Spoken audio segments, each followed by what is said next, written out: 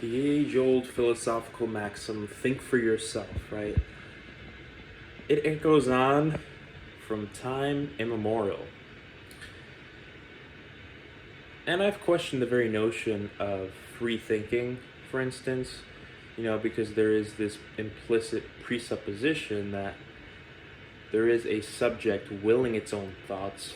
But I suppose we have a sense that we can think for ourselves. I was sort of flirting with the notion of a free spirit, but that has its own connotations, right? It's almost as though it's not bound to the constraints of reality. I think a free thinking spirit is a term that I like because you have this sort of almost inconceivable will to explore, right? Within reason. We have faculties of reason to begin with, although they're finite. Anyone who acknowledges the finite nature of human knowledge would recognize that we cannot approach absolute truth in every sense of the word, only some semblance of it in real time.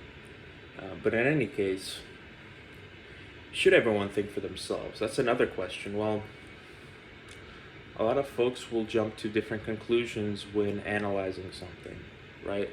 A lot of people believe the same thing for very different reasons. That's an often overlooked but subtle, important detail, okay?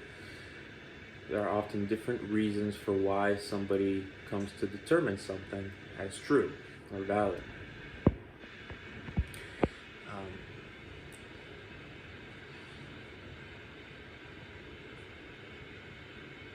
Most of the knowledge we gain was from the input from the external world, from others, what we've learned, whether it's the world around us, how we assign meaning to objects, to like a tree, for instance. I give that example a lot. Nietzsche says truth is a mobile army of metaphors, and metonyms, for instance, these sort of static objects, names we assign an object that doesn't necessarily capture the entirety of it in every situation, but it serves to communicate a shared sense of meaning as a shorthand,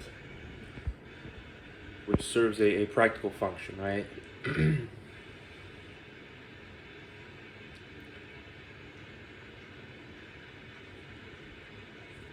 But I'm not sure if it's a physiological thing, like in terms of one's brain capacity, right? Some people do have comparatively larger brains, well, relative to their body size compared to other people, and henceforth like higher cognitive capacity, right? Processing speed, pattern recognition, logical reasoning. Then there's the creativity aspect, right? There's the sort of emotional sensitivity, which I'm not sure if you can equate to like intelligence quotient, for instance. Even those who are very intelligent, right, will often see things different to other intelligent people. And I've said this before, intelligent people can rationalize their own irrationality, right? They could be very good at doing that, right?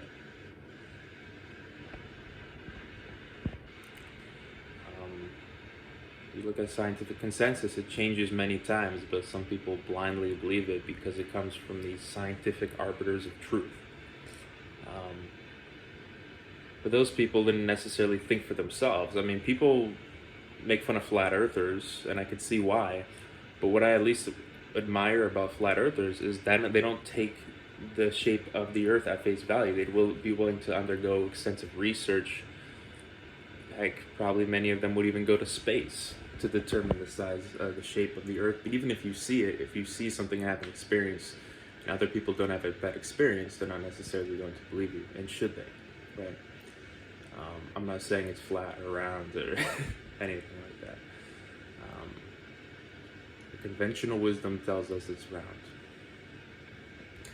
But when some people think for themselves, they do not approach. Someone said you should only think for yourself if you're capable of sound reasoning.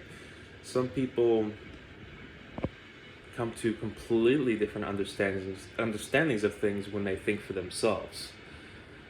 Like, for example, the way I interpret one person might be more realistic sort of reading of them, whereas another can interpret that person in a completely negative light, right? So should that latter person be the one working in the realms of customer service, for instance? Is that a people person, right? I know people are uncertain, and you should always question yourself in relation to others, and vice versa. If you're the type of person who can't crumble under pressure and uncertainty, right? Should you think for... There's also some people tell me if it wasn't for their religion, they'd be barbarians. They wouldn't know how to approach matters of morality. Should that person necessarily think for themselves if there is some risk in them becoming very disreputable and dangerous to others, right? Should I poke holes in their religiosity? Should everyone be an atheist? When you become an atheist and then you start to prop up the scientific consensus in atheism as the ultimate arbiter of truth in every sense of the word. Yeah, you can approach the logical fallacies associated with religiosity. You can recognize its frailty, but that doesn't necessarily mean you're an arbiter of truth in every sense of the word. That just because you're an atheist, that makes you a free thinker and a skeptic, so you know for certain what does and does not exist. Should that person be thinking for themselves in every sense of the word? Maybe to some extent. Or should someone think for themselves who can radically question everything, even themselves, even their own thinking, even their own thoughts, thinking about thinking, right? Assuming that person can still function in daily life. Look, this is a controversial one, but I think there's some people, certain individuals should try to impose their will on the world, and some people should be commanded. Right? That's why I'm not necessarily an ardent supporter of individualism. For some people, I think they can be proper individualists in the strict definition of the word. For some people, they should be guided, or at least commanded or guided by others.